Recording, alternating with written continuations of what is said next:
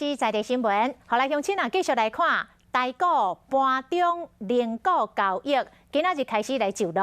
打来想要买股王大立光的股票，唔免开300多万，只要你喺盘中，只要开大约3205块，就会当买到一股的大立光。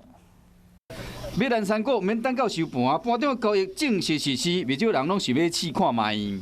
可以用比较低的成本就买到零股的话，那当然会增加，我觉得会增加学生族群的投资意愿。加减放着，搞不好有一天就涨啊，这样就赚钱了。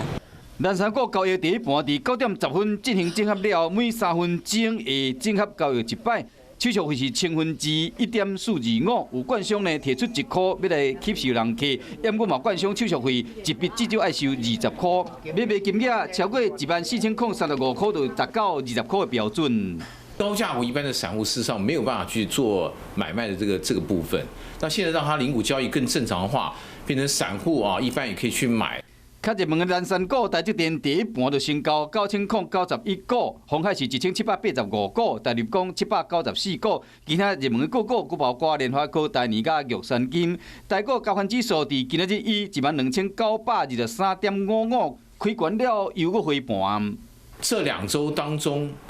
曾经发生过大涨，都是因为外资当天的买超超过100亿，所以说外资是主导整个集中交易市场最重要的因素。美国总统的大选已经进入最后的阶段，大家拢在看市场的变化。专家是建议讲，要加注意外资的出入，才都为股市内面赚到钱。